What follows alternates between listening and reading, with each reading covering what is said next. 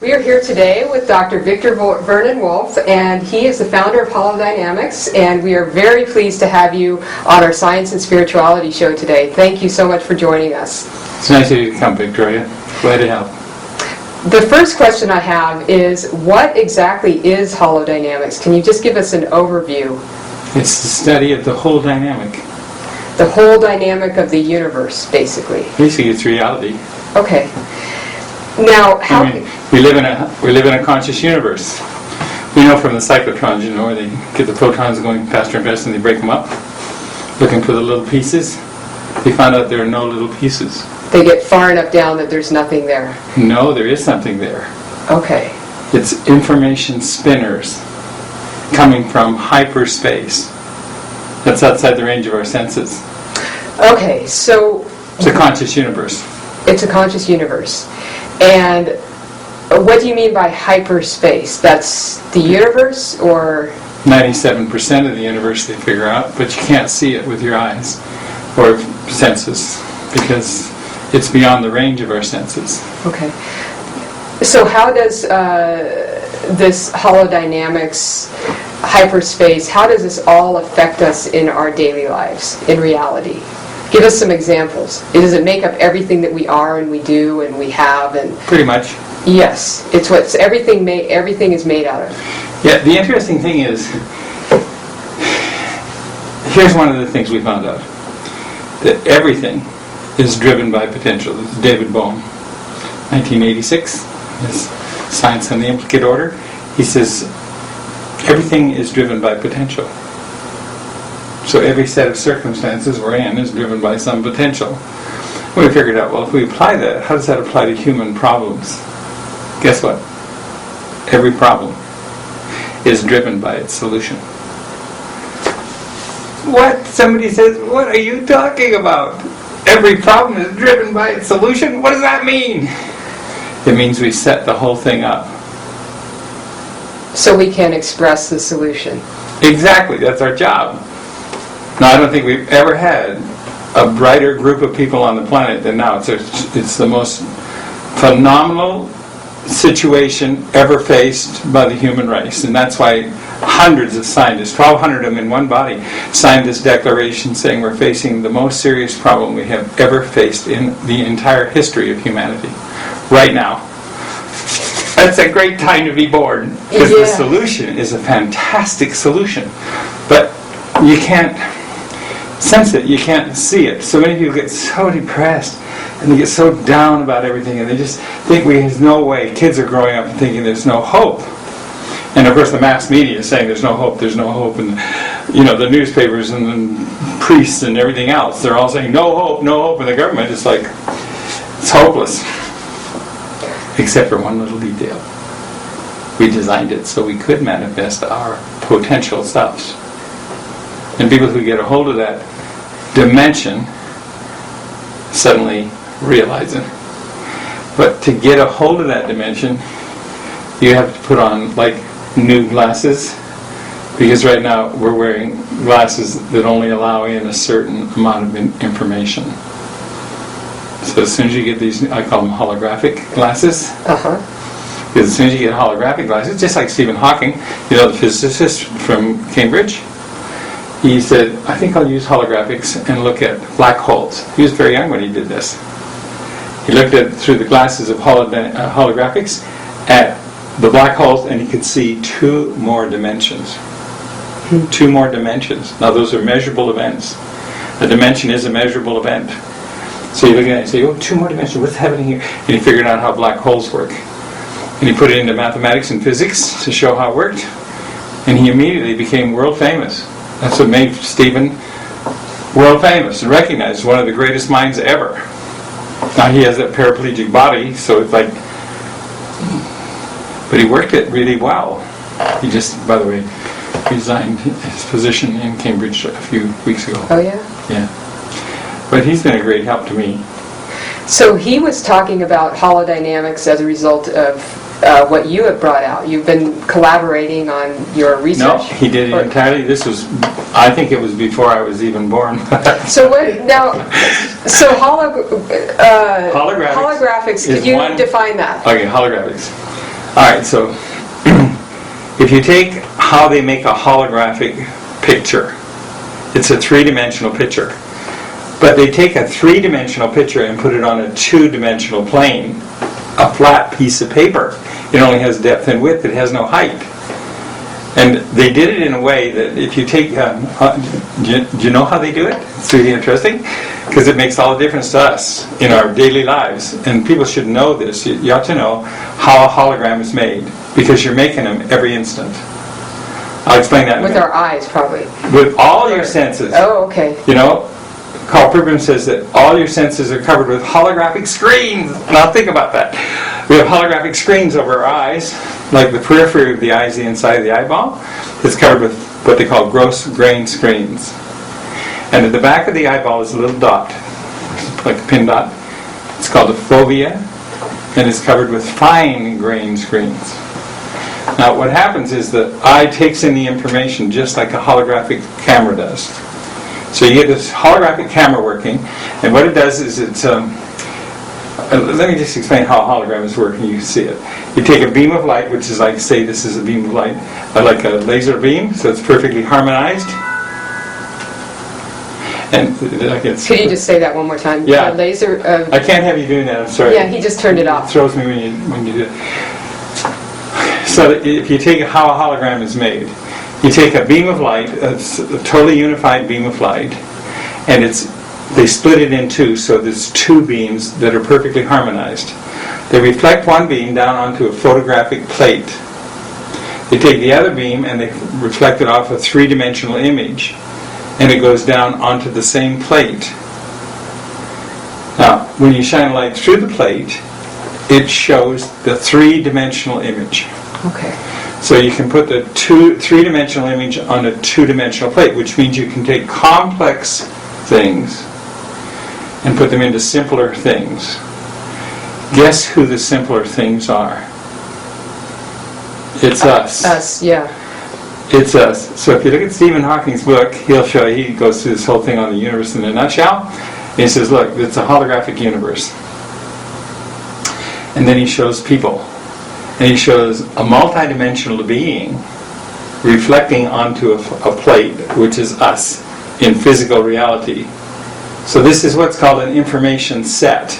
That's why when they go way down in the cyclotrons and look for the smallest pieces in the things they break up, they don't find little pieces. In the physical. They find these information systems being projected, giving form to everything. So when you talk about something that's in form, it's made of information. And therefore, all of us are made of information, but not just humans. It means everything in the world is made of information. All matter, everything. It all has frequencies. Bohm's atoms was, the first thing that, Bohr's atoms. Niels Bohr's atoms were the first discovery of that more than 100 years ago. He said, look, they couldn't figure in classical physics, how come things didn't hold together? So Niels Bohr said, well, maybe it's a harmonic. And so he figured it out, and he took all the elements of the table and he figured out the harmonics on them. Now that's a very significant discovery, because it went into this thing about quantum mechanics. Everything is a harmonic of information. Well, he was laughed off the stage until he said, look, there are 5 elements you don't have on your elementary table, or your element table of elements. And they laughed and said, oh yeah. And what were those 5? And then they discovered the additional 5, and he became world famous. Oh, okay. So they're the other 5 on the elementary table. So you look at this and you say, I wonder how that applies to a human being. Because once you understand that you are a holographic being, seeing through eyes that are holographic, because what the eyeball does is it takes the gross-grained screens, the big screens on the periphery, and that's the reference wave, the same as it was when they just reflected the laser beam directly onto the photographic plate, gives a reference, and then the fovea puts in the detailed information. So that's when they reflect it off the three-dimensional image and put it on the same plate, and that's why the whole plate now has the information about the three-dimensional image. And here's the discovery that was significant for me. If you break the photographic plate up, You have the same image. in every part of it. And so they have this statement that says, what is known to the part is also known to the whole. And what is known to the whole is known to the part. And that's how come Stephen Hawking could figure out how black holes work. Because all the information and matter and light and everything that's going into a black hole is being transformed into another energy system or information system and resonating it out. So the center of everything has a black hole. Now, do you know who Nassim Haramein is? I mean, some of you won't know, but he wrote the best science paper of the year last year in the world. He was recognized for it. He told me he wasn't even thinking of going to the meeting because he didn't think any of them would accept it. And he got the best picture award. Best paper award. So what did he say? He said, look, if you look at the universe this way, then what happens is everything matches from bigness to smallness. You have to consider it as a holographic universe, and then it gets into the details. It's fractals. Fractals are these patterns. If you take a stream of random numbers, so it's total chaos, and you put it through a little formula, number plus number squared. So the number plus itself squared. And then you just assign a point to the number, and it forms into these amazing patterns. You ever seen a fractal? I don't think so. Well, let me show you one. Because here in the book Holodynamics, now I wrote this back in 1990, but what's on the page, front page? It's a fractal. Because we knew about it back then, and we were already using it to help people solve their problems. And we were so successful that we had just all these adventures in helping people solve problems nobody else could solve. Like we emptied out 80-something% of the mental hospital by teaching people how to use this material. And we didn't even go in the hospital. We just taught the family members how to do it, and they went in the hospital and visited their family and found out that the fractals they were using, the patterns of their own consciousness, when they transformed them and changed them and matured them, the symptoms disappeared in the mental hospital patient. In other words, it was more than just an individual. It's what Carl Whitaker calls the identified patient. He says, by the way, it takes 6 generations to create a good schizophrenic. And he's in charge of the Lafayette Schizophrenic Treatment Center. So what you're saying is that we change ourselves, we change our lineage. We're co-creating it. Not only that, but where do we get into this thing about time? If you read My Big Toe means my big theory of everything, my big toe. And you read the one by Thomas Campbell. Read the one by Thomas Campbell. Well, guess what he says? He says, look, this whole thing is a field of consciousness. And what's emerging in this field of consciousness is individuation. And it's our interaction together that creates the increase in our quality of consciousness. We call it evolution. All species and all life forms on the planet are increasing their level of consciousness, including humans, although sometimes I went, no. Anyway.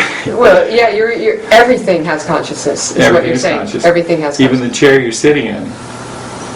And it's interesting, some people talk to their cars, and they're in good relationships with the cars, and they hardly ever have any trouble with their cars. And if it's going to have trouble, they let them know.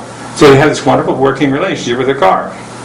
I know people who have had their car, like, they have still got the old Fords from way back in Henry Ford's day. And Bessie, I've heard it, yes, Yeah. called. So you look at that and you say, well, what is really going on? And as soon as you realize that, everything changes. When you realize that we live in a conscious universe, and that everything we're doing is part of our conscious co-creation. So how does consciousness emerge then? It emerges best, and it's most responsive to stress. So count your blessings when you're stressed. I know. There are a lot of people who say, I don't want to hear this. I don't want more stress. I want less stress. I just want to go to heaven and sing forever in a heavenly harmonic choir. I do not want to be here. Guess what? From all that we can tell, this is it. heaven's already here. And stress helps people transform because it gets them out of their comfort zone to where they have to find new solutions. Right. Probably the most deadly thing on earth for humans is their comfort zone. Why? Because their whole body is geared to look for comfort, feel warm and fuzzy, and know that all is well in the universe. It's deadly.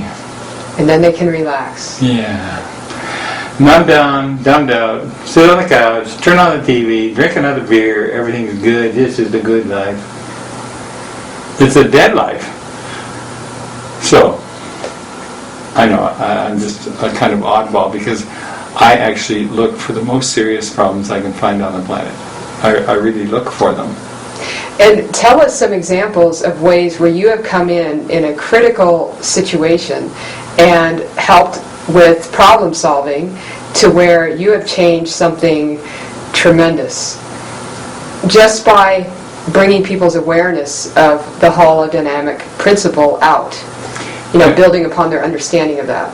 Can I get a definition of tremendous? Is that a little tremendous or a big one? Okay. Where what you've done has made a huge difference. Right. Okay, huge. Is that on little or big? Because let's just talk about that for a minute. I know. Because if you look at information... We can't quantitate it. We know this. Information organizes from micro to macro, from smallest to bigness. So the changing of a single thought can ripple, because it's this fractal thing. It ripples out quantumly. So when you have a single thought, it's known to the whole. And the whole, it's just like Ricky. The whole adjusts. Ricky is the most advanced computer on the planet. It's a quantum computer. It's self-adjusting. It's self-learning. It's artificial intelligence. Actually, it's manufactured intelligence, but they call it artificial intelligence. And what is it? Ricky. R-I-K... R-I-C-C. Okay. R-I-C-C-A. So Ricky, R-I-C-C-I.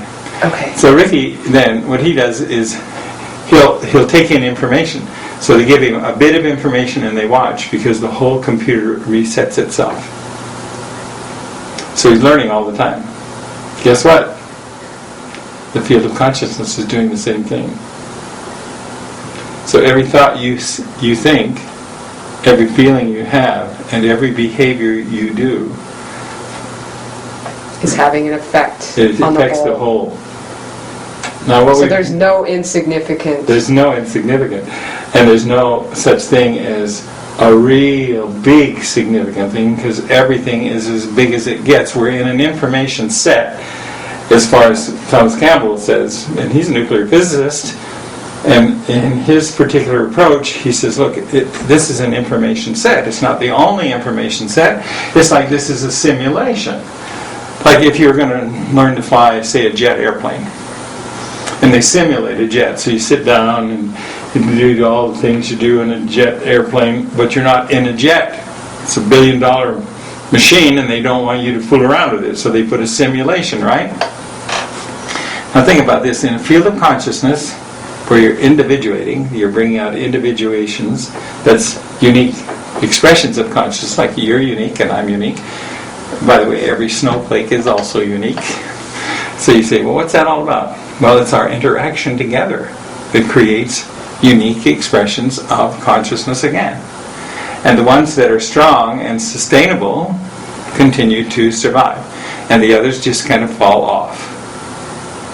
So if you were to look at the entire human race today, all over the world, how many of them do you think are going to survive? That's not a question I can answer. No, but think about it. Would they all survive? Well, we're all going to die someday. So they say. So they say, How in do you this know body, this? maybe. The body may change, but you know you can't destroy anything. And especially in a field of consciousness, do you think your consciousness dies? Oh, I mean, come on, get real. Yes, of course not. The consciousness, I'm thinking of the body, yes. Yeah, well, the body is conscious. There are 5 trillion life forms in your body. Don't you think they're communicating all the time? When I want to raise my left arm, I raise my left arm and not my right leg. So they know what we're doing. So 5 trillion life forms. 5 trillion life forms. That's Wow. more life than that, because there's all these different life forms. There's 5 trillion different life forms. Is that cells, or is that a different, That's is that life information forms. They're information systems. system? Okay. They're individual species. Are these microtubules or holodynes? Microtubules are part of them. Now, holodynes are part of them, but let me explain, first of all, what microtubules are.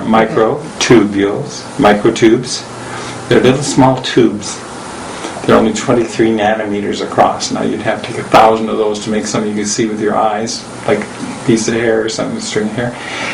So that's very, very small tubes. And they used to think they were the cytoskeletons of the body, because if you take a cell in your body, like say this is a cell, the entire surface of the cell and all through it is woven with microtubules. So they thought, well, it just holds everything together. And then Stuart Hameroff down in Tucson, where you're from, I know, he discovered that if you anesthetize the microtubules, all consciousness stops. And then he got together with Roger Penrose, who's a brain surgeon, was interested in what goes on in the neural systems. He's also one of the world's great mathematicians and recognized that way. And he's also a quantum physicist, so he's like a bright bulb on the planet. And he and Stuart started talking together, and they discovered that maybe these microtubules have something to do. Maybe they're a mechanism of consciousness. Well, if you go to the internet, there's more than 1 million articles on microtubules now, because it started a whole branch of revolutionary thinking about consciousness itself. And so I'm part of that. So I'm looking at it saying, well, maybe if we looked at it through holographic glasses, we might see something that we're not seeing. Now, Stuart and Roger have got this thing because they're mathematicians and medical models, you know. And if you go with that model, you can't see all that you can see if you do what Stephen Hawking does, and goes with a different kind of pair of glasses. Because they're using classical linear physics to do it. And even though they're quantum in nature, they still haven't got into the holographics. So we built the first holographic virtual microtubule. We did that in the Academy of Natural Science in Russia. Some great mathematicians and physicists, and we put it all together. We did this in the Academy of Holodynamics there, because the academicians recognized that holodynamics was teaching a whole new branch of science. So they made a special academy for me, for this teaching, and I'm director of it still. And what they began to see is that if you take this microtubule and say it's like this glass, say this is a little tube, and it's like 23 nanometers across. Inside the tube is it's ionically pure water.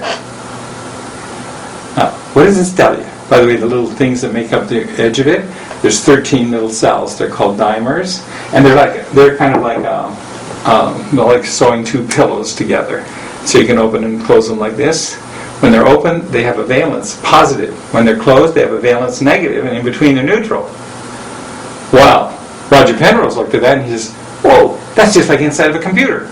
So he's still working on the valences of all these dimer switches, these molecules, to see if they are holding the memory of humanity. Because if you anesthetize them, you have no memory. You have no senses, no pain, no brain elasticity, no neural growth. Everything stops. So we built this one, and we started feeding in information from different logarithms. The information organized from the center of the water and spun out and formed into an information system on the side and was held there by the valences. It's a holographic image. And it's stored in the water and held by the valences. And then the microtubule grows a little arm here called a microtubule associated protein string, or a MAP. Microtubule associated protein string, MAPs. And the MAPs hold the information in place. It's like holding your finger on a guitar string. It maintains the tone or the information system. It's more complicated than a guitar string, but it's a biological mechanism that holds consciousness in its place and stores it holographically inside your microtubules. Why is this important? Oh yeah, sorry. Good question. That's what I was going to ask. Okay. It's important because every experience you have in your life goes through your senses it's spun. That's what a neurologist says. It's spun because they can see the ionic spinning between, like if you take the peripheral of your eyeball, periphery of your eyeball, and the fovea. The fovea goes into the center of the nervous system, and the periphery is surrounding it on the optic nerve. So what happens is, in between those two, you have this ionic spinning. What does that mean? It means it's taking the information and using, like Gabor does, like a Gaborian transform. You can take a three-dimensional image, spin it, and send it through the wire, and then transform it back into an image. So your eyeball's doing the same thing. So are all your senses on your skin, your nose, your olfactory nerves. All of it, taste, touch, everything. So it's spinning it and putting it in and storing here in the water. So this computer here has a silicon chip that we store the stuff in. And this computer in here is much more complicated than that one. And it's storing it as holodynes. We call them holodynes because it means a whole unit of power or cause. Holo meaning whole, and dyne meaning like dynamite or dynamics, or it's like force of power. Mm-hmm. So therefore, it has the power to cause. And it's made up of microtubules. Microtubules or that's separate. It's like the glass is the microtubule. Yes. But the information, I wish I had a nice cube or something, I'd put it in here, but if there were ice in the water, that would be the holodyne. Okay. And they store the information. And they do it in 3 dimensions, and they do it in matrices. Then as they combine, they network up to give you a whole scenario. Now here's what's important to me. I'm like a developmental psychologist, right? I also have a background in physics and education and religious education. I used to teach this honors course at the university level between integrating religion and science. Because when you understand this, the differences between religion and science disappear. Because you can explain everything that happens in religion scientifically. Now that's kind of exciting to people because the war is over. Of course, there are different kinds of scientists. Remember we mentioned Nassim Haramein in his paper last year? He says that when you look at the universe and you recognize that there's a black hole, like if you come, like the center of our universe has a black hole, right? And if you come down into like the smallest atom, say it's a hydrogen atom. So here's this little hydrogen atom. Now I'll make one of these again. So here's a hydrogen atom. Guess what's right in the center of the hydrogen atom according to Nassim's figures? Information. No. A black hole. Oh, a black hole, yes. And he says, if his mathematics is correct, and it goes consistent all the way through, and it's a simple formula, there's only 2 of them, you don't even have to know how to subtract or divide, you only have to know how to add and multiply. It's like so simple. It's as simple as E equals MC squared, but you have to know what it is. And someday we ought to have an interview on just what that is. But not right now, because when you get into the black hole, it has enough mass to recreate the entire universe. And he says, enough mass and energy right in the middle of the black hole within a single hydrogen atom. Now, talk about, wow, what does that mean? Well, it means there's no shortage of energy on this planet. And there's nothing we can't do. Except here's the problem. Our belief systems formed from these holodynes inside of our microtubules are causing something. And so far they've caused science, the scientists of the world, to be 10 to the 39th power off. Those are not my words. Those are Nassim's words. In that paper, 10 to the 39th power off. So if we had like a line here, this is micro to macro, and this is how it all works. And here's science over here saying, no, here's how it works, We can't heal diseases, and we can't solve this problem or that problem, and our whole financial system is falling apart, and the whole world is just going to hell in a basket, but nevertheless, we're right because we believe we're right, and we're scientists, and we believe what we believe. In other words, it's a religion of science, not the real science of searching for what's real. Now that is rather shocking because all of our medical processes and psychological processes on the planet are over here saying we believe. That's no different than the 14th century. Belief instead of science. Yes. So I'm a scientist and I'm also a psychologist, and so I have been teaching psychologists how to make a real difference, and they hate me. You're changing paradigms. People get, wow, that fast, and they say, well, I don't have any more patients. Same with the mental hospital. The psychiatrist in the mental hospital, who was the head of the mental hospital, he went down to the county and to the governor, and he just cried for 3 months. They said, he's been here for 3 months. He's whining all day long. Because you're emptying out his hospital. The governor finally told me, he said, look, Vernon, you have to stop. Why? Because, we pay them by the beds they keep full. I come with, that's insane.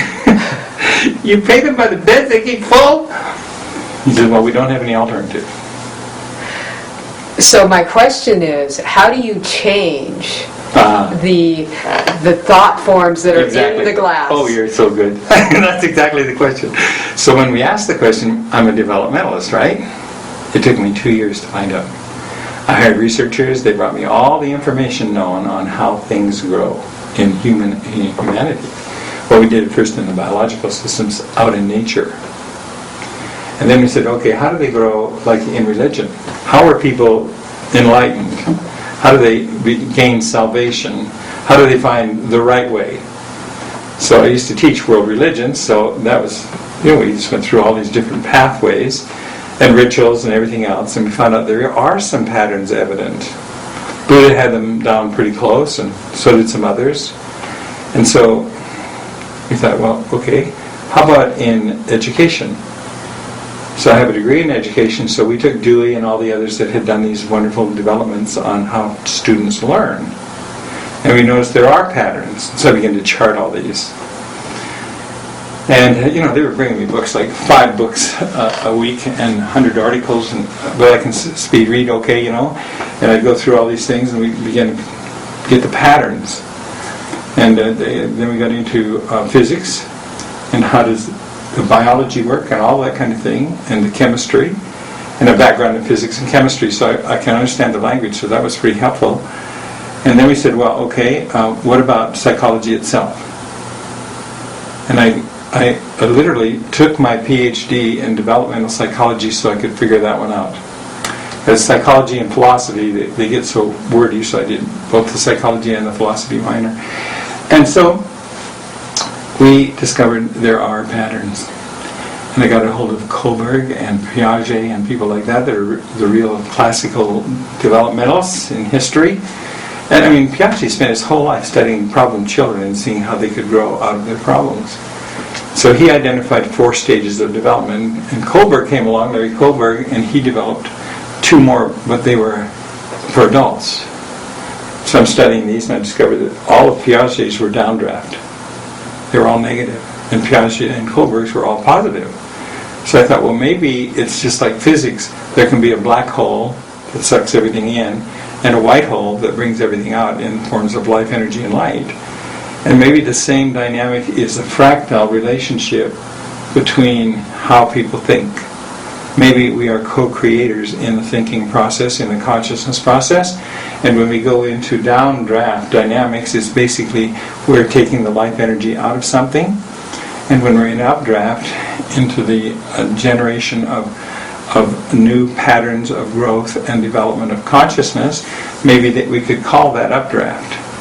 And maybe we could take a look at the stages of development for Kohlberg and see if there was a downdraft to his updraft, and if there was an updraft to Piaget's downdraft. And lo and behold, there was. And when you integrate that with everything known about the science of everything and the philosophy of everything, and we did the best job we could. It took 2 years, and it was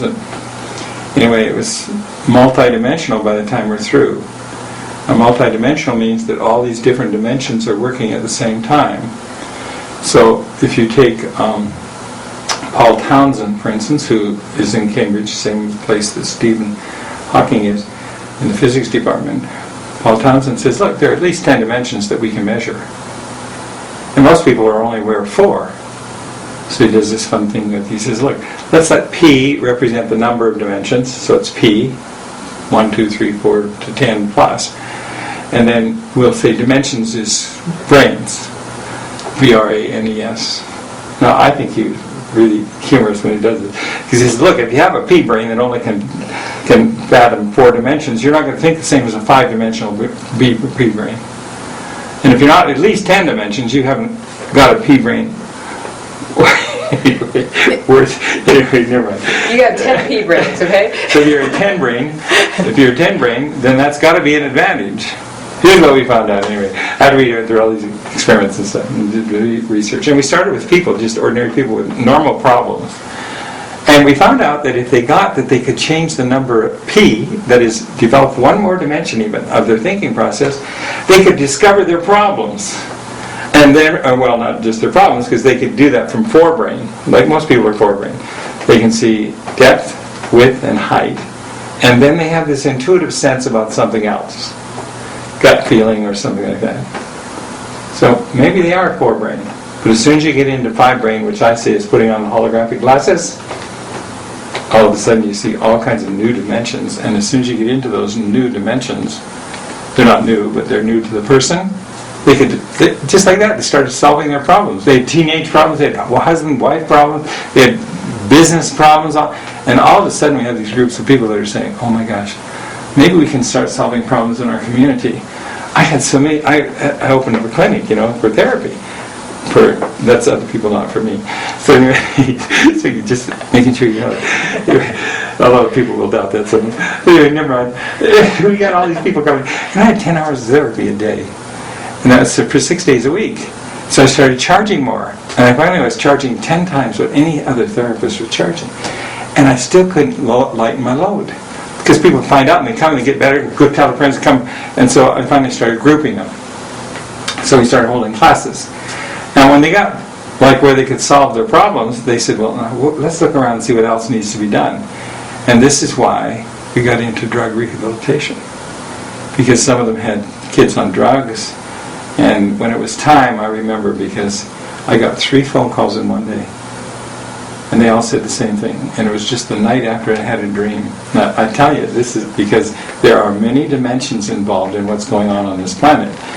So here I am putting everything together, and I get this dream about a valley.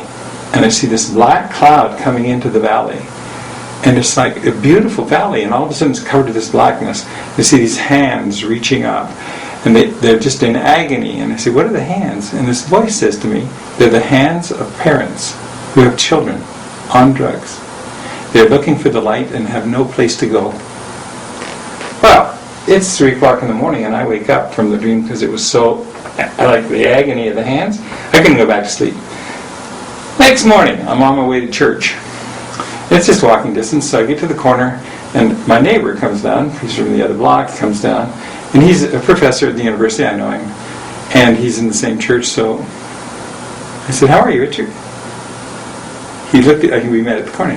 He looked at me, he looked at me, and he looked at me, and I noticed his hands. They were the hands in the dream. So he fell into my arms and he starts weeping, really weeping. I'm dressed in a suit, and he's weeping on my shoulder, and I'm beginning to wonder what's going on here. But I let it go, He said, I have a son on drugs. I'm lost in the darkness. I'm looking for the light and I have no place to go. Now the scientist in me goes, wait a minute, what is this? And then the therapist took over, so I calmed him down. By the time we got to church, he was fine. More or less, but we didn't solve the problem. 2 more times that day, got phone calls. The third call was from a person I knew in California. I was up in Utah. And she said, I have a brother on drugs, and I need your help. He's really lost in the darkness. I said, look, Connie, I don't know what to do about this. I know that there's something that I'm supposed to do. She says, go to a meeting tonight at 7 o'clock at this address. So I said, well, okay. Now, I'm in this little town, and I know, it's Provo, Utah. And it's BYU, which is the Lord's University, according to their belief system. And they don't have any problems in that valley. They have the biggest mental hospital, it's the state mental hospital there. And they also have other things going on. But it's basically problem-free environment, according to their belief system. And they, like the scientists, maybe 10 to the 39th power off, but they just don't know it yet. Anyway, I don't mean that in any way. This is just an example of humanity. How we don't do what needs to be. Anyway, I went down this, and I never knew it was there. I'm a professor at the university, and I'm teaching there, and I dress in a black suit with a white shirt and a nice narrow white tie. Took a dream for you to be made aware. I'm down here, it's now dark, and I'm trying to find my way, and I see 6 motorcycles across the tracks, between some tracks, railroad tracks, and I get to this house, and the door is hanging half off, the screen door, and I look inside, and there's 6 guys, all hippies, real hippies, in the hippie stages, and they're the ones who own the motorcycles, so I just walk in. They don't even notice me, I just sit down with them. They spoke English, but I have to admit, I really didn't know anything they were saying. Because there's a series of this kind of stuff, and it's a language you have to know what they're doing. I went every Sunday night for 6 months. Never said a thing. One of them finally looked at me and said, his name is Jerry, looks at me and says, "Hey man, are you on drugs? Are you?" And I said, "No." And, "Well, what are you doing here then?" And I said, "Well, I'm here to help to help parents who have a family member on drugs. And they're lost in the darkness, and they're looking for the light. And they have no place to go." Just like that, they all leaned forward, and he said, "We can help with that." And it was just like the whole thing changed. And so, in 6 weeks, we had 400 people coming to those. Because what we did, we exchanged information. Like I had all this information on psychology and religions and all that kind of stuff, and all these things. And now, it's like magic. In 6 months, we had 600. We had to find a location that would handle them all, because the meetings that were held each week were so life-generating to everybody. They all caught on, and that became the gathering place. And then it became the gathering places. And in a year and a half, you could not even push drugs in Utah County, because the kids all learned how to handle the pushers, and they'd bring them into their group, and they'd start teaching them about how to get on high in life instead of on drugs, And that was using holodynamic principles. Yeah. So that was the first day, and then they looked around and said, "What else can we do?" And that's when we got into the mental hospital stuff. And all we did was teach the family members, so we had groups where family members, here's a great big room, 40 by 40, and there's 60 people in it, all from 5 different families. And each of the families has a member in the hospital, mental hospital. So, and just to be clear, they worked on themselves, or then they went to the they worked patient? on themselves, and they shifted these holodynes inside themselves. Exactly. And then guess what it did? It's like if I put a whole bunch of glasses up here, you'd see that this is now a family. And those holodynes inside each person coordinate with each other and create a new entity, a new level of consciousness called the family. Because everything's connected, and they're obviously ultimately right. And they have their entity, and this entity of family up here, or in here really, but it's in this field, is their real family. And some of them may polarize against it and all that, but those are the games played in the family. You may leave your family and isolate yourself and all that kind of stuff, but those are the things in the family, because everything is connected. So you were working on the issue with the family members and how they felt about the other family member being in a mental institution, whether they were in anger or fear. We never mentioned the mental institution. You were simply it's totally working on irrelevant. that. Okay. And we didn't ever mention that the family member had a problem. Uh-huh. So we said, "What are you working on?" And we got them all to work, and they cleaned up their own. That is, not cleaned it up, but what they did is matured the individual holodynes within themselves. And guess what the holodynes did? They helped them put on holographic glasses and see more and see more and see more. And finally they got to a place outside of the range of your senses. We call it hyperspace. So they now were able to focus on hyperspace, and guess what you find? First thing you find in hyperspace? Love. Let's do it with information. And I know that you're part of the wave dynamic, and so are a lot of people out there, sorry, but nothing wrong with that, except that the wave dynamic is totally irresponsible and totally non-productive. So it's like, okay, can we move out of that now that the New Age movement has finally taken over the world, or whatever? And while you're at it, talk about the 3 different, there's the thinker, or right. You say there's the wave, and there's consciousness, and then there's the analytical types. Here's how a 5-year-old put it. You got a thinker, you got a feeler, and you got a beer. No, it's not a Budweiser, but it's a beer. Yeah, I get it. So what's a thinker? Classical physics. Left brain, analytical. Linear, logical, analytical. It's called analysis paralysis. You can take everything apart, but you can't put it together. You can sit in the bleachers and boo everybody and accuse them of everything and take credit for everything, and that's what a linear thinker usually does. Mostly egocentric. Now, to replace that came the quantum age. To step beyond the limits of linear thinking, and the limits, by the way, are measured at 10 to the minus 7 and 10 to the plus 7. So that's a decimal point with 7 zeros after it before you put the 1. That's a very small range. You can sense things and predict things down to that range. And at the other side of that, it's 10 to the plus 7, which is a 1 with 7 zeros. So that's 10 billion. So that's a pretty good range. And that's how come the Industrial Revolution was so successful, because the linear thinkers took over. And the Constitution of the United States and all that's based on that linear thinking model. So, Isaac Newton and Planck and all those, Copernicus and so forth. So they did a nice job because they got it out of the emotional, spiritual, quote-unquote spiritual realm. Now, but when Bohr and the atom and all that came along, and the quantum mechanics and then quantum physics, there was this great debate that went on for quite a while. Now, quantum physics, we know, has a predictability of 10 to the minus 14 and 10 to the plus 14. So it doubled our range of predictability. And that's why more than half of the inventions today are made from that range. So it's really been successful. And we couldn't have got to the moon without it. They actually had to have a quantum physicist from Russia come and help them with the mathematics of it. And all of this goes on. There's a whole science behind it, and a whole history behind this science. So it became quantum, and everybody saw that it was better, and therefore it worked its way into the thinking of people and into their religions and their belief systems. And so when you look at that, you think, well, that ought to be really good now, if that where it is, except for one little detail. There's always one of these little details. That detail was consciousness takes place at 10 to the minus 33. Therefore, quantum physics and classical physics hardly ever talks about consciousness, until they talk about the mechanisms which are here or here. So we know that these little holodynes inside your microtubules, they're quantum, right? And they're more.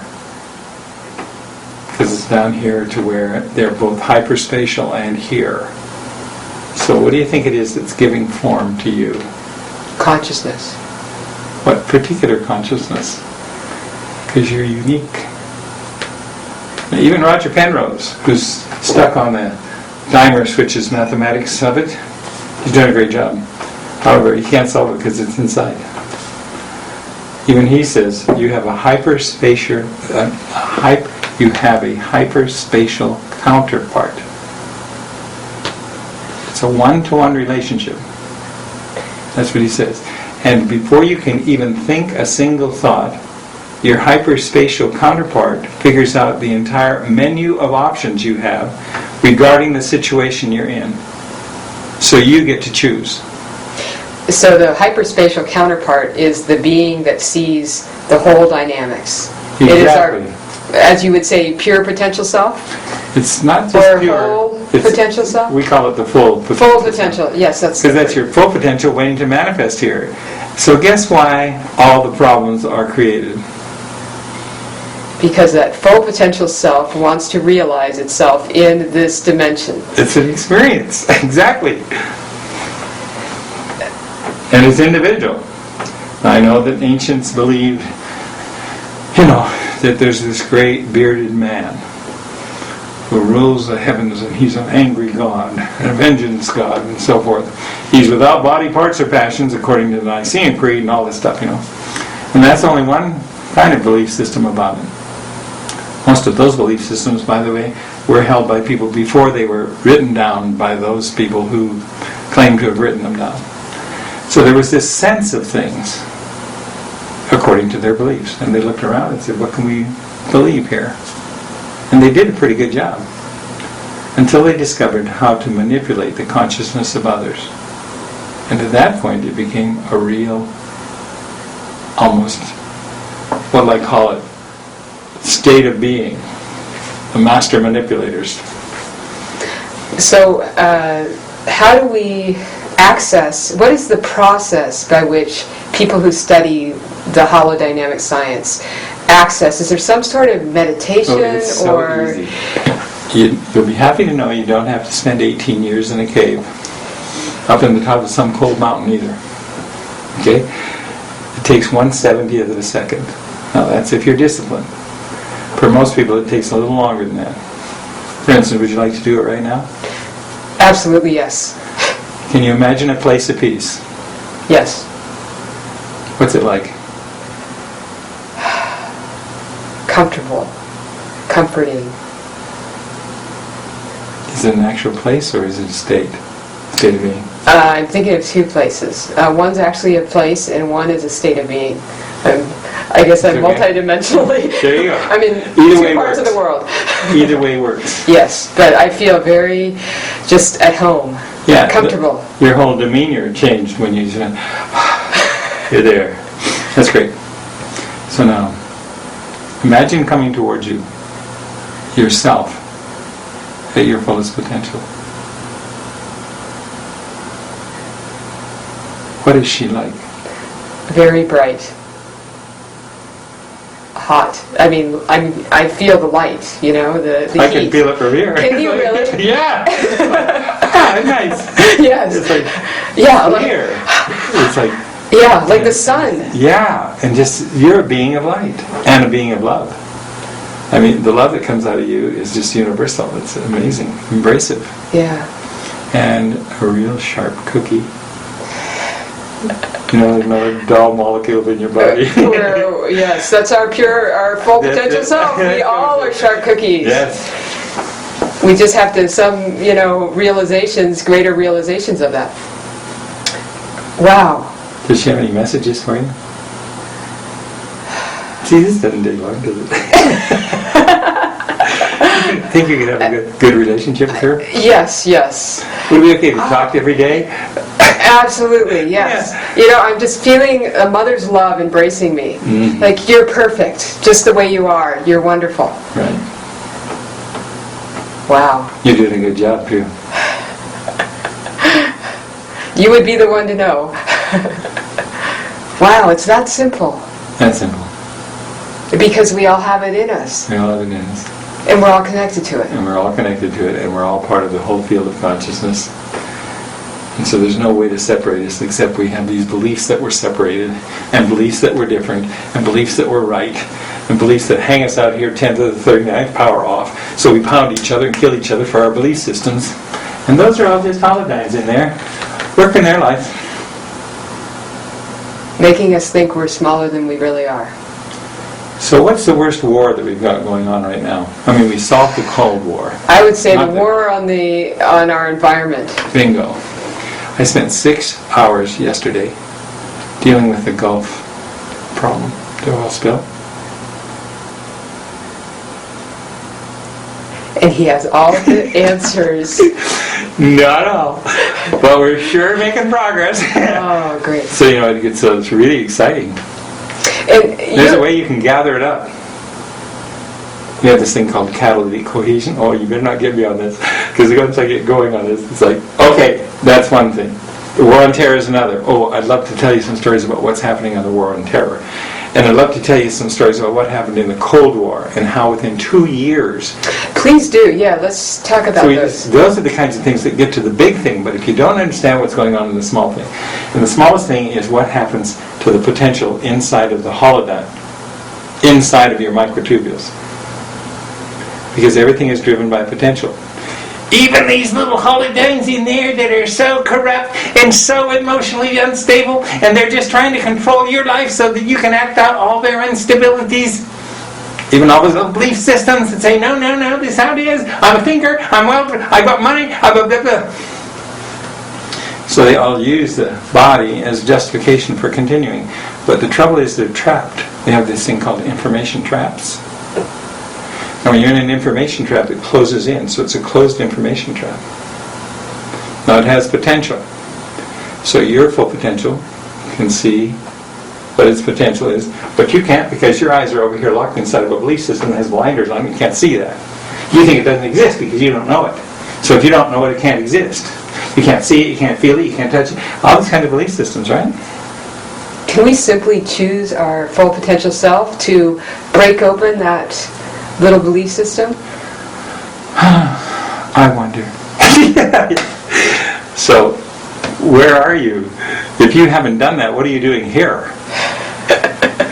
So that's what everybody's starting to do around the planet. That's why when you go to that map, and you see all the places we already have programs that have been running and people that are, and even though they're under the radar, they're what I call fast becoming the silent majority. And to recap for our viewers, because they weren't there when we saw the map, this is projects or people that are in various communities around the world that are in their little villages or whatever, teaching these scientific principles and being able to solve problems within their communities. Is that what we're talking about? That's what we're talking about. Yeah. And once one person gets it, guess what happens to the entire collective? It's that 100th monkey theory. No, the 100 monkeys says you have to have 100 monkeys. Oh, it's the one monkey theory. You got to watch out with these little information. Yes. Oh, yes. There's not 100 monkeys yet. Be quiet. Yeah, very limited thinking. If you go into physics of it, one monkey will do it. Yeah. In fact, one holodyne inside of a monkey will do it. And it's not that they have to do this. There's all kinds of resistance in this thing. It's just like if you plant a really good plant in your garden. Say you want to grow strawberries, but the weeds are all there. Now the weeds are a very immature species, and they don't like competition, so they try to kill all the opposition. So they might be able to kill your strawberry unless you give it a little tender, loving care and let it grow. And eventually it spreads its leaves, determines its territory, and the others start to respect that because they see that it's strong enough. It's just like caterpillars. Here's the caterpillar, all of its life. Eat, eat, eat, eat, eat, eat, eat. Now, in a way, the human species might be collectively compared to a caterpillar. We've been consuming and consuming and consuming. And now, it's time for the transformation.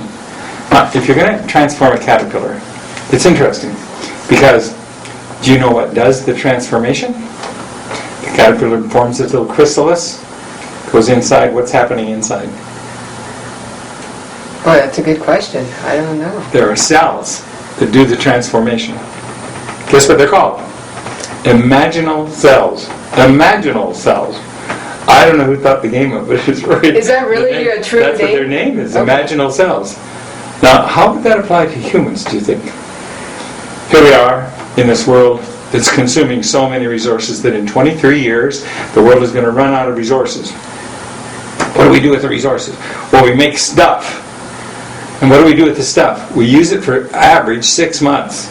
And then what do we do with it? Oh, well, we throw it in the garbage. And then what do we do with it? Well, we burn it. Or we put it in a landfill. What do you think? It's just garbage, right? So look at that from just a little higher point of view, from a bird's eye view. You're taking all the stuff off of the planet, all the resources, the copper, the metals, the steel, everything, platinum. All the resources we have, all the wood.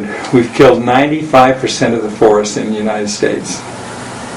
95%, because there's a forest under the forest and we haven't allowed that forest to eat, and it's died. Now they got a few little trees growing up here and there, but basically the loggers come in and take the big old trees because they're worth a fortune.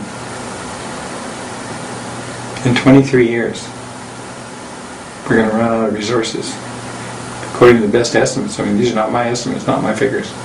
World Bank, State of the World Forum, they can all see it.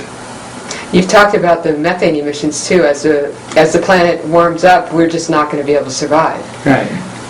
Now, are there scientists that are working at this multidimensional level and using holodynamics to find answers? And if so, what are some of the latest results they're coming up with?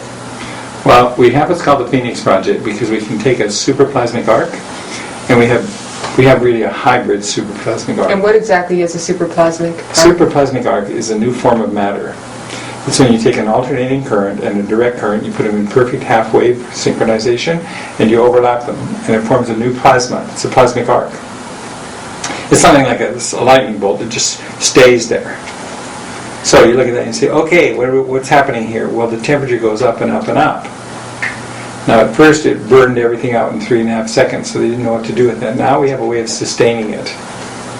So we use a liquid for it instead of nodules to burn out. So now you say, okay, we've got the ark. What can we do with it? Well, if you take like an old junk car, let's say this is an old junk car, and you're taking this old junk car and you put it in a garbage dump. You take everything off by hand that you can, and then you start getting the car closer and closer to the ark. The ark can go up to the temperature of the surface of the sun. Wow. So as it gets closer, guess what happens to the copper and the aluminum? It melts. It transmutes. Guess what happens to the steel? Everything melts off, so we take it off. Then what do? We refine it and put it through to make a new car. Only out of this car, you can now make 2 cars. They can be electric, and you can have it so that their efficiency of their electric motor is 30% more than any motor we've had so far. You can have it powered by a supercapacitor battery, which is 250 times stronger than any battery we have on the market. And I know that the car companies are not going to believe that, but my information comes right out of the heart of the Academy of Natural Science. So we know it's there, except that these politicians, and with their belief systems, have their thumb on it. But I know it can be done, and I know how it's done, because they've told me and they want me to help do this so we can bring it to the world. So now you have a supercapacitor battery, so this car is going to go 10,000 miles without a recharge. Then you put solar paint over top of it, especially the new kinds of solar paint. And we know what solar power is, because we've just been asked to put the solar panels on all the hospitals and schools in India and Asia. Congratulations. And Sai Baba is funding that. That's amazing. That's awesome. Just look at that one. That is wild. That is so cool that they're all... And we have these solar cells that they're liquid. They're in a liquid context. When they're liquid, they'll gather the sunlight and they don't have to direct it towards the sun, and they get 96% of the light. It's like, whoa! So you get this stuff going, and now you have this car with solar paint. Now when you do the solar paint thing, you put it through a computer. And it has an 18-foot span on the printer. Now can you imagine what kind of a paint job you could do with a computer? Wow. And then put it on an 18-foot spread so that you can just put the thing over top of your car. So like if this is your car, you can put the whole thing over and cut it out where it needs to be cut out, and now suddenly you have a solar paint job that's 3 times more resistant than anything ever painted in your life. And it's contact paper, so and solar cells. What are we doing? We're having so much fun. I don't know what you guys are doing out there, but we're the imaginal cells, and we're busy making everything transform. What are you doing? Just laying there rotting? Get off your couch. Stop drinking the beer. Get to work. Second.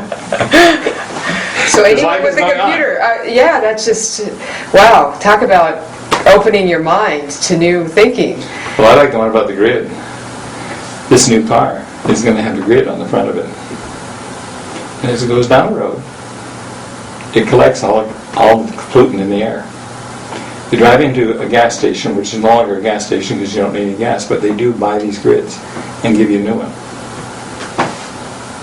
They take the grids to the oil companies, and the oil companies buy them because the stuff in there can be used to get more oil out of the ground. Can be recycled. It's all transitional, but... And this is all real science. It's all real science. It's all there. It's all demonstratable. We're not researching it. Yeah. It's all doable. Yeah. Key is, of course, to have enough conscious people involved. And if you have been a caterpillar, fine. It shows you have great potential to be a butterfly because the age of the butterfly is here. For people, there's millions of people in the world who have not heard of the wonderful science of holodynamics.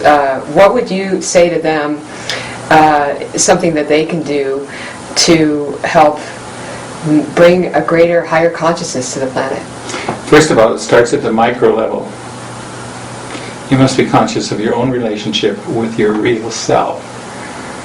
If you don't have a good relationship with yourself, your real self, and look through the real eyes, it's like a different state of being. It's like you take your blinders off and suddenly you have real eyes to look at. And when you look at anybody, guess what you see? The real person. It's not just this gorgeous woman, dressed in such and such and such and such, and oh, you're wearing the latest shoes, and oh, isn't that wonderful? That's a total waste of time, because it's, well, not a waste of time, sorry, but it's a distraction from the real deal. So the first thing is to get real with yourself. And then get real with all these little holodynes in your microtubules. Because these little things have real power, and they can take over. And they can get you down into these information traps and keep your life energy there for the rest of your life, if you let them. But the key is that your full potential self, your hyperspatial counterpart, has already figured out your entire menu of options, and you always have choice. And if you choose the one that gives you the real eyes, and the real power, and the real life, then you can realize what you have to do. So the real eyes help you realize. Yes. I love English. Yes. So therefore, the first thing, know yourself. Somebody said this, a long, long time ago. But which self is it? Is it the one that says, well, you know what? Or is it the one that says, I know who you are. Here's this being of light with tremendous intelligence and just tremendous compassion and sensitivity and just creativity. And I'd like to work with you to do this, because it looks like this needs to be done. So can we work together? And suddenly it's a new dimension of relationships. And it's beyond Caterpillar. It's not about how much money you can get, how many zeros you have in the bank and all that. It's really about how can we get the job done. And that goes for solving our environmental challenges, for anything that you can imagine. Limited belief systems. Would you believe that we know how to empty out, how to really transform, basically, all of the superfunded sites in America? And that's 15,000 of them. That's so toxic nobody can go near them. And they're all funded with hundreds of millions of dollars to maintain them. We can solve that problem in 2 years. Just totally transform them. Mm-hmm. So they're no longer toxic, or we take all the valuables out of them and destroy the rest and turn it into pure energy. Do you know that we know 5 different ways to create all the energy that people would ever have to have? No matter how many people we have on the earth. There are 5 ways to do that we know of. Endless supplies of energy. Endless supplies of energy. And that's just the ones we know of so far. When you get into the seam stuff with the black hole stuff, that's 0 point energy. Cold fusion was one example. And of course, I happen to have friends and a son who worked on that project, the cold fusion one. We know it works. It's like, I was in on the think tank stuff with that. And it does work. The only thing you need is a pure palladium crystal. And of course the University of Texas did not have a pure palladium crystal, and that's why it didn't work. So it wasn't validated. It wasn't, replicatable. And then the whole thing, but 2 years later, some people in France, some Japanese people actually got a hold of it. Have you heard about the suitcase? The suitcase? Mm-hmm. Suitcase? No. Okay. It's the energy conference in Las Vegas. GE is there and everybody's there. GE's demonstration is a $26 million demonstration.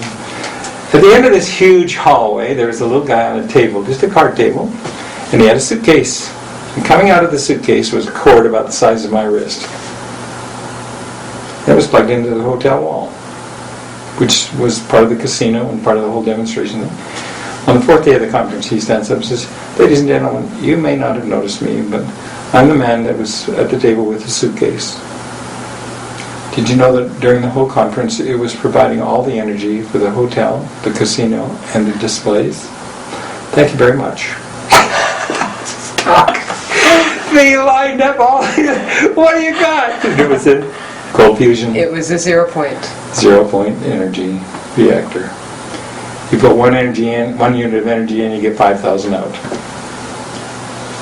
So the Japanese bought it.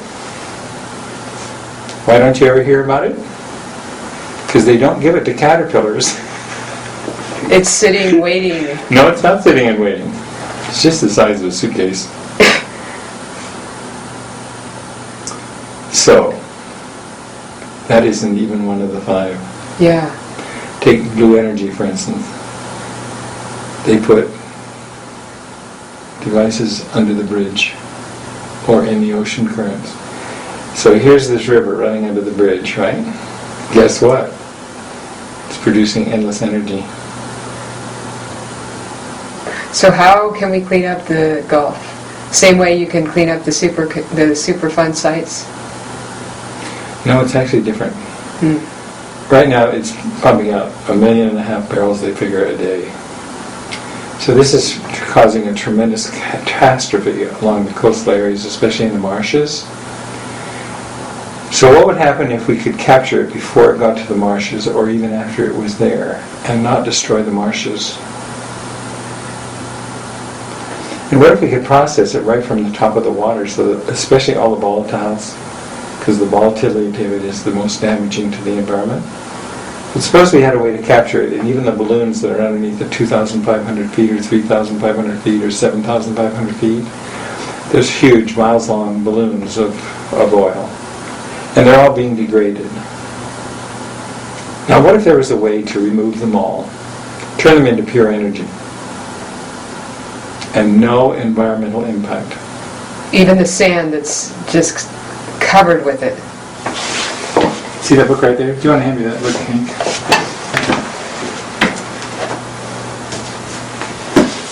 From mountain to market.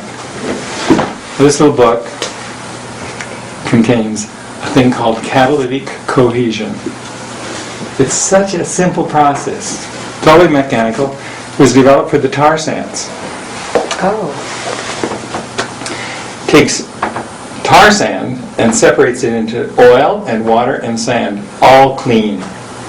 The oil is down to 0.04% clean. I'm laughing because one of your favorite quotes is, every problem is first, what is it? How do you Driven by driven solution. by a solution, and you've already got the book. Yeah. Well, this is a gift from my mother. Now she's not here anymore. But we developed this process. I was on her board, and we developed this process. It was her genius. She's filed 89 patents and all that kind of thing.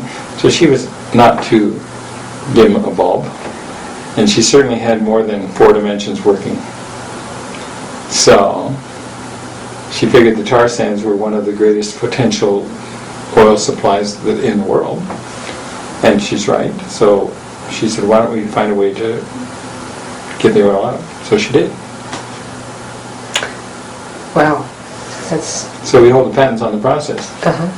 And when you run the oil through it, it separates out. So we can take the sand off the beach and process it through this. It's got oil in it. We can take the oil off the water. All those boats they have out there trying to contain the oil, they should have a catalytic cohesion process. So I spent 6 hours yesterday with one of the geniuses of aeration. And what they do there is they take mining pollutants that are coming out of the mines, and they separate them, get clean water, and get all the other stuff out. So when you combine his process with this one, I mean, he looked at this thing and studied it all day long and said, this is phenomenal. It'll work. He's a bright bulb. So you look at it and say, my gosh, why don't we do this? It'll take us 2 days to set it up. Wow. And it can actually pass the water through it, just like the gills of a fish, and filter all the stuff out. That's exactly what it does. It just filters everything out, so what comes out is clean water. And then you can take the oil, and it's degraded oil, but I'll bet you we can figure out what to do with it, especially if you know how to use a superplasmic arc or any other kind of contained disintegration process. Oh, that's exciting. It is really exciting. So the question is, how do you get to British Petroleum? So we have an admiral who's going to try that tomorrow. Oh. Because he's on our board of advisors. Great. And he was in charge of all the military's environmental crisis intervention. So he's right up there with all those people. Yeah. It's those kinds of things that are happening. And it's like they're just happening. And we're saying, wow, let's go for it. This is the living action of the holodynamics. Yeah, it's the application of conscious people. Because they become conscious of multiple dimensions of their own consciousness.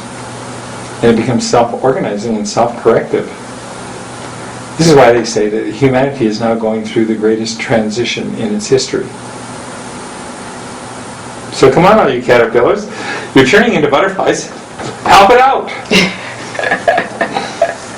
It's better to be aware and present than to be numb and dumb. Has holodynamic principles been utilized on a large scale in the medical profession? Other than what you talked about going into... I love your words because I'm not sure what large means. Oh, I know. You got me on that one again. Are you talking about like... Yeah, even every single action Let's is go to huge. Irkutsk in the middle of Russia, okay? Now remember, it was not about the Cold War. It was about becoming conscious. But the Cold War was based on one assumption, that if you got control of the government would become the major framework for your reference. So people, when they look at anything, would look at it through the eyes of the government. What was good for the whole was better than what was good for the individual. So they basically established a community where individuals had no rights. No rights of ownership, no rights of... Basically, Stalin killed 15 million of his own people. Because individuals were just byproducts. So we went in and said, no, the individual's hyperspatial counterpart is your reference. And all of a sudden, people started going to their full potential and finding out what to do, and they started solving problems. So here's this little gal called Maria. She's about 5 foot high, and this little roly-poly woman. And so she comes to my classes, she gets it. She goes to Irkutsk. Now Irkutsk is in the middle of Siberia. And it's like 7 miles from Lake Baikal, which is the biggest freshwater body on the planet. Comes right up from the glaciers and just pure water. You can see for 400 feet. It's amazing stuff. Anyway, she goes home and starts teaching some of her friends, and they start teaching some of their friends. And pretty soon, they keep emailing me, Dr. Woolf, you must come to Irkutsk. You must come. In the middle of Siberia, are you kidding? I'm busy over here, and I'm busy over here. And finally, they talk me into it. So it's 55 below there. And I am freezing because they made us wait in the plane, and they made us wait there, and by the time I'm to the terminal, it's not even heated, and everything's done in pencil, not by computer, and I'm just wondering, who were these people again? Who was Marie again? She was in a group of 500, and I don't know who she was. Anyway, somebody holds up this holodynamic book, and I go, oh, there they are. There's a bustle of little people there, and they're just all dressed in warm furs and everything, and so they grab me, put these cars, whole train cars coming down, they take me to a restaurant, I'm feeling fine, and they said, well, we must show you our center. The center? Okay. They drive down to the city center. Now, it is a building just like in Los Angeles. There's 100 feet of curving stairs going up to this beautiful white marble building, and out of the door comes this guy dressed in a pinstripe suit. He's silver-haired, and he says in perfect English, Dr. Woolf, I'm so glad you've come. And the translator says, he's the mayor. Here at the city of Irkutsk, now there's 1.5 million people there. A nice guy. Walks in, takes our coats, opens these huge 14-foot oak doors with huge brass handles that look just like gold, opens them up, and here's an auditorium full of people, not a seat empty. And they rise and they start clapping. Now, I have no idea who they're clapping for. Must be the mayor. They didn't stop.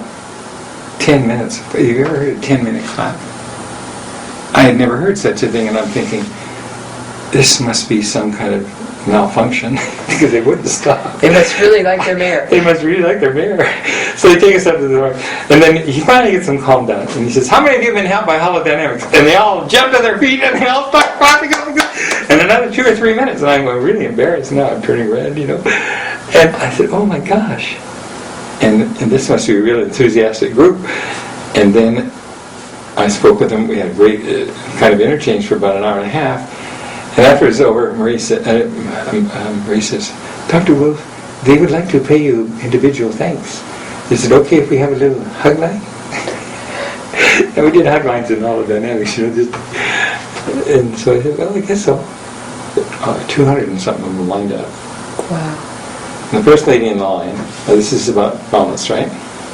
Not your Irkutsk was not, it was just about holodynamics. First lady in the line was 6 foot something, maybe 3 or 4, so a big lady, dressed all in furs, rings, all that kind of thing, very wealthy, you could tell. She looked at me and said, Dr. Woolf, I had a kidney ailment. It was killing me. I went all over the world. I even went to your Mayo Clinic, and nobody could help me, so I came home here to die. And then Maria, she taught me how to track my holotypes in my liver, and I am well. And she grabs me, and she just hugs me, and she starts weeping and weeping and weeping on my shoulder with her gratitude.